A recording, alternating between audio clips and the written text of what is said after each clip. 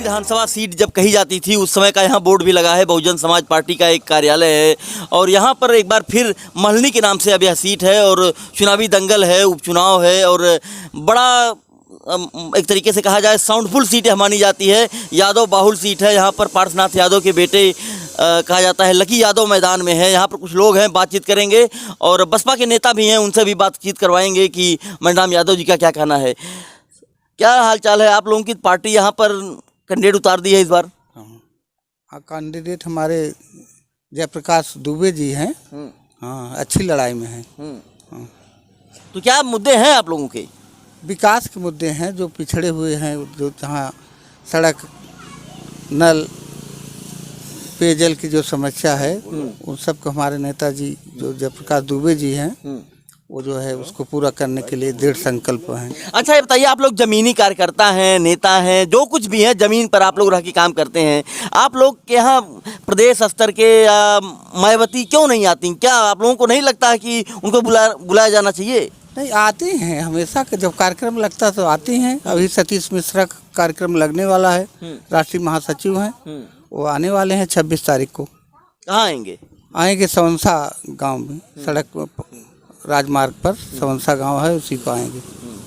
अच्छा, महलनी चुनाव में क्या फैक्टर आपको दिखाई पड़ रहा है? यहाँ पर कौन सा उम्मीदवार जीतेगा और उसके क्या फैक्टर होंगे?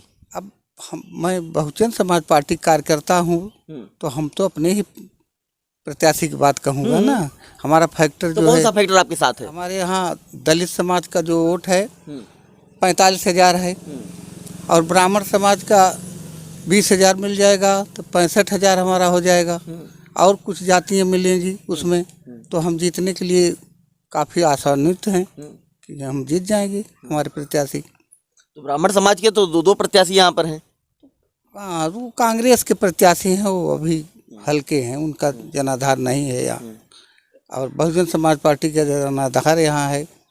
45,000 वोट पड़ी हुई वोट है और उसी के साथ जो हमारे प्रत्याशी हैं ब्राह्मण समाज से, हम सोचते हैं कि ब्राह्मण समाज से 20,000 वोट मिल जाएंगे तो हमारा 65,000 हो जाएगा। अच्छा, आपका यहाँ पर एक बोर्ड लगा हुआ है तो लिखा हुआ है कुछ संयोजक। जी हाँ, पुराने, वो बोर्ड पुराना है, 97 में जब बहन जी। क्या है अब वर्तमान में आप बसपा में क्या हैं? इसमें हम किसी पद पर नहीं हैं। हाँ, चूँकि हमें चोट लग गई थी तो इस नहीं है, सक्रिय रूप से कार्य कर रहे हैं। बसपा आपने कब ज्वाइन की थी? बसपा में मैं 1994 से हूँ और कई पदों पर काम कर चुका हूँ। जिला सचिव, विधानसभा महासचिव पद, कोषाध्यक्ष और ये जो है जिला सचिव के रूप में विभिन्न पदों पर काम किया हूँ। कभी कांसीराम से आपकी मुलाकात हुई थी? माननीय कांसीराम जी से मुलाकात हुई थी। बहन जी बहुत जगह मीटिंग करके हमें स्वयं पदाधिकारी बनाई थी, विधानसभा रारिक महासचिव बनाई थी, कोषाध्यक्ष बनाई थी और जिला सचिव भी बनाई थी। हाँ, देखिए, जमीन पर रिपोर्टिंग कर हम कुछ दिखाने की भी कोशिश करेंगे। किसी भी पार्टी के लोग का क्या हाल चाल है? जी सर, बढ़िया है। आपकी दाढ़ी बहुत अच्छी है, एकदम से फिल्मी स्टाइल में है। तो बताइए, चुनाव कितना फिल्मी है? चुनाव बढ़िया मस्त निकल रहा है। समाजवादी पार्टी यहाँ काफी वोटों से आगे है। नेता खाली गाड़ियों से घूम रहे हैं कि जमीन पर भी है? जमीनी कार्य हो रहा है। माननीय अखिलेश जी जब तक थे 5 साल उनका बहुत बेहतरीन कार्यकाल रहा। अब जनता किसी कारणवश उन्हें नहीं चुनी है, फिर आगामी 22 से अगर फिर उन्हें जनता मुख्यमंत्री चुनती है तो फिर प्रदेश को एक नई ऊंचाई पे ले जाएंगे। और हमारे माननीय जो अभी हैं विधानसभा के प्रत्याशी लकी यादव जी, युवा है, कर्मठ योग्य प्रत्याशी हैं। पूरी उम्मीद है कि ये जनता के साथ हर सुख दुख में सहयोग करेंगे उनका। अच्छा, लकी यादव से सहयोग। भाई साहब, आपका क्या नाम है? मैं अरुण यादव, मैं समाजवादी पार्टी यूथ का प्रदेश महासचिव था। अरुण जी, आपके क्या क्या मुद्दे हैं इस चुनाव में? जरा 2-3-4 पॉइंट्स बता दीजिएगा मेन। देखिए, इस जो मंडली विधानसभा नहीं, पूरे जनपद की आप बात करिए। जनपद जौनपुर में समाजवादी पार्टी जब पिछली सरकार थी तो यहाँ पे मेडिकल कॉलेज देने का काम किया, जो बहुत बड़ा काम था। लेकिन जैसे ये सरकार आई, माननीय मुख्यमंत्री जी आए और आने के बाद यहाँ पे नामकरण किए, उसका नाम चेंज किया और चले गए। 1 रुपये का बजट नहीं दिया उन्होंने और वो काम वैसे वैसे रुका हुआ। दूसरा, आप पूरे ज़िले में भी टहल भी रहे हैं, आप रोड देखिए, आपको रोड नहीं देगा, सिर्फ गड्ढे दिखेंगे। इन 3.5 सालों में न डामर पड़ी है न गिट्टी पड़ी है। और तीसरा, अखिलेश यादव की जब सरकार थी तो यहाँ मुफ्त में आपको दवा मिलती थी, जो CSC हॉस्पिटल वो बहुत अच्छी सुविधा थी। आज की डेट में ये स्थिति है, एक डॉक्टर तो आते ही नहीं। ये जो जौनपुर के मुद्दे हैं। और चौथा ये मुद्दे जो पूरे प्रदेश के हैं, अखिलेश यादव जी ने पूरे प्रदेश में बहुत काम किया। उसी काम का नतीजा है आज हमारे आदरणीय प्रत्याशी लकी यादव जी जहाँ भी जा रहे हैं उनको इतना अपार जन सहयोग मिल रहा है, लोग उनको इतना हर जात विशेष का उनको वोट मिल रहा है। इसलिए आप मान के चलिए वो लगभग 1 लाख वोट, 1 लाख वोटों से ज़्यादा यहाँ पाएंगे और कम से कम 50,000 वोट से जीतेंगे। क्योंकि देख पूरे प्रदेश में एक जात विशेष का बहुत बड़ा आतंक है देखने को मिल रहा है। अभी आप बलिया की घटना देख लीजिए, आप हाथरस की घटना देख लीजिए। पूरे देश में हम लोग बदनाम थे कि समाजवादी पार्टी जातिवाद की सरकार थी, लेकिन आप देखिए इस समय स्थिति ये है कि शाम के टाइम कोई घर से बाहर आम आदमी निकलना नहीं चाह रहा है। लड़कियां बिल्कुल सुरक्षित नहीं। हमारी बहनें स्थिति ये है कि स्कूल कॉलेज चलो अभी बंद है, लेकिन वो कहीं जा नहीं, इतना डर का माहौल बना हुआ है। पूरी तरह प्रदेश में गुंडा राज है। और चौथा हमारा जौनपुर, आजमगढ़, गाजीपुर, यहाँ के जितने भी नौजवान हैं यहाँ इंटर BA करने के बाद इलाहाबाद जाते हैं तैयारी करने के लिए। जो सबसे बड़ी समस्या है, नौकरी है नहीं। जो नौकरियां अभी ख़त्म कर दी गई हैं, उसके बाद अभी एक संविदा का काला कानून लाए। आप जरा सोचिए, अभी आए दिन सुनाई देता है कि कोई महिला पुलिस उसके साथ छेड़छाड़ हुआ, तमाम चीज़ें हुई।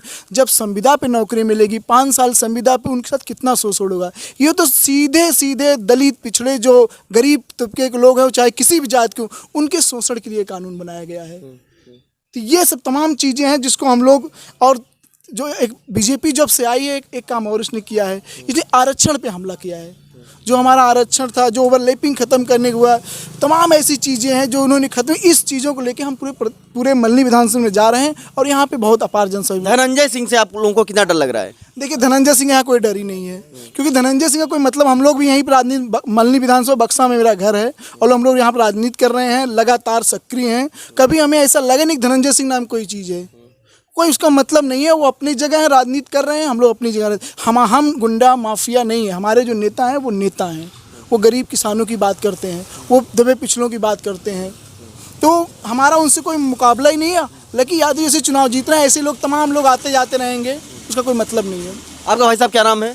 जी, मैं ऋषि यादव, संचालक समाजवादी कुटिया जौनपुर। अच्छा, समाजवादी कुटिया चलाते हैं आप, तो समाजवादी कुटिया इस चुनाव प्रचार में क्या कर रही है?